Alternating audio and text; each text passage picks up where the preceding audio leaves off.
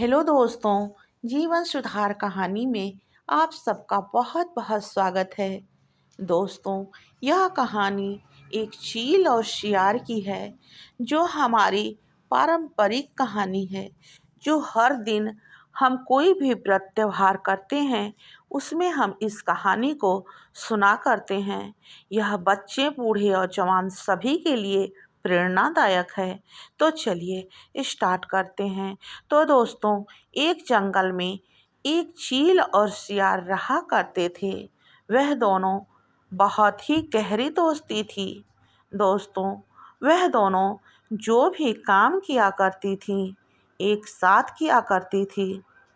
एक बार वह दोनों कोई व्रत कर रही थी और दोनों को बिना अन्न खाए ही व्रत रखना था, और दोनों ने उस दिन व्रत रखा। फिर क्या था, सुबह से शाम तक वह दोनों व्रत रख चुकी थी। दोस्तों, अब रात होने की बारी थी। इसी बीच जो सियार थी, उसे बड़ी जोरों की भूख लग गई और वह अपनी गुफा में मांस और हड्डियों को देखकर उसे लालच आ गई और वह भूल गई कि मैं व्रत भी हूँ, और वह भी बिना अन्न जल के। और हड्डियों को देखकर उसने चबाना शुरू कर दिया और मांस खाकर अपना पेट भर लिया। वहीं पेड़ पर चील भी व्रत कर बैठी हुई थी। उसने जब उस गुफा में खटर पटर की आवाज़ सुनी तो उसने सियार से पूछा, तुम्हारे गुफा में खटर पटर क्या बोल रहा है? सियार ने जवाब दिया, बहन, मैं व्रत हूँ ना, इसलिए मेरी हड्डियाँ सूख गई हैं और वही खटर पटर की आवाज़ हो रही है। चील समझ चुकी थी कि सियार जो झूठ बोल रही है। उसने कहा, जैसा करोगी वैसा भरोगी। तुम आज व्रत थी, तुम्हें मांस के टुकड़े नहीं खाने चाहिए थे।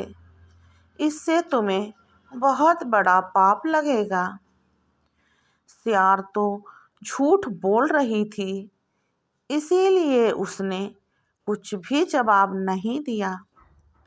और चील जो थी, वह सच्चे मन से बिना अन्न जल खाए हुए व्रत को पूरा किया था। दोस्तों, इस जमाना का किया हुआ अगले जमाना में हम सब कर्मों की सज़ा मिलती ही है। वह सज़ा उस चील और सियार को भी भोगना पड़ा था। वह दोनों मरने के बाद दूसरे दूसरे घर में जन्म ले लिया। सियार जो थी, वह बहुत धनवान घर में जन्म लिया, और चील जो थी, एक साहूकार के घर में जन्म लिया। यह सब भगवान की ही लीला थी। फिर क्या था दोस्तों, वह दोनों अपने अपने घरों में बड़ी होने लगी और दोनों वहाँ बहुत ही अच्छी सहेलियाँ बनी। वह दोनों अपना हर दुख सुख एक दूसरे से बांटा करती थी। दोनों की शादियाँ भी हो चुकी थी, लेकिन शादी के बाद चील को प्यारे प्यारे से 2 बच्चे हुए थे, और वहीं पर सियार जो थी, उसके कोई भी बच्चे नहीं थे। वह हर दिन रोया करती थी और बार बार सोचा करती थी, अगले ज़माने में हमने कौन सा ऐसा पाप किया था जिससे हमें एक भी संतान नहीं है। दोस्तों, वह यह बात अपनी सहेली चील से शेयर कर रही थी और रो रो कर कह रही थी, मैंने ऐसा कौन सा पाप किया था जिससे तुम्हें पुत्र है और हमें कुछ भी नहीं है। चील ने कहा, चलो ब्राह्मण के पास चलते हैं, वही इसका कुछ उपाय निकालेंगे। इस तरह वह दोनों ब्राह्मण के पास चली जाती हैं और ब्राह्मण से हाथ जोड़कर पूछती हैं, हे ब्राह्मण देवता, हमें कृपा कर बताएं कि हमें संतान क्यों नहीं है और मेरी सहेली को 2 संतान क्यों है। ब्राह्मण देवता ने अपना पोथी पत्रा निकालकर पूरे विधि विधान से देखना शुरू कर दिया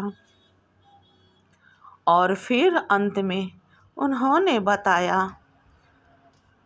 है स्त्रियों, तुम दोनों अगले ज़माने में चील और सियार रहा करती थी। तुम दोनों ने व्रत रखा हुआ था। वह व्रत तुम्हें बिना अन्य जल का रखना था। चील ने तो वह व्रत बिल्कुल सात्विक विचार से रखा और उसका नियम पालन किया।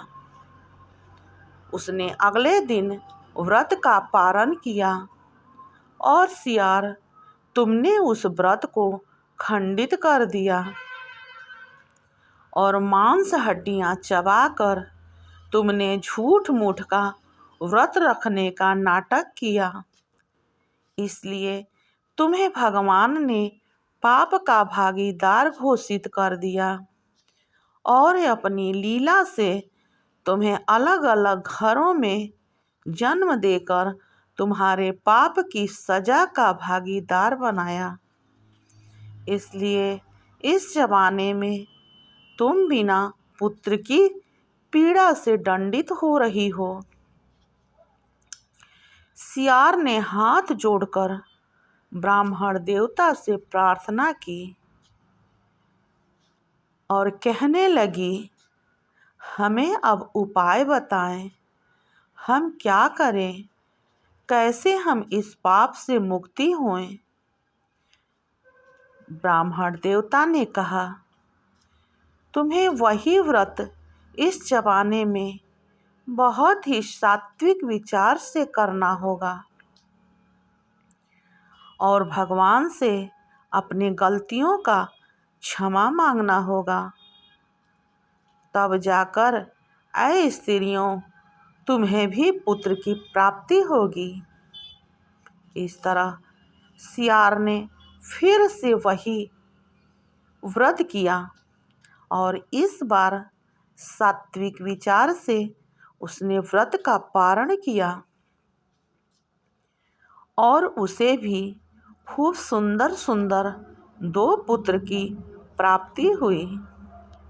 अब चील और सियार दोनों सहेलियां मिलकर बहुत ही खुशी खुशी हर व्रत को किया करती और एक उदाहरण के रूप में दोनों ही प्रसिद्ध हो गईं। दोस्तों, अपनी करनी का फल हमें स्वयं भुगतना पड़ता है। हमारे साथ जो भी होता है वह सब हमारे कर्मों का फल ही होता है। तो चलिए हम सब यह गलतियां बिल्कुल ना करें और जो भी काम करें वह ईमानदारी से करें, ताकि हमें भी अपने पाप से दंडित ना होना पड़े। तो दोस्तों, इस कहानी से आप सबको क्या शिक्षा मिलती है, ज़रूर लिखिएगा। कमेंट बॉक्स में कमेंट करना बिल्कुल नहीं भूलिएगा और लाइक सब्सक्राइब करना बिल्कुल नहीं भूलिएगा। मिलते हैं फिर से नेक्स्ट वीडियो में। तब तक के लिए दोस्तों, नमस्कार एवं धन्यवाद।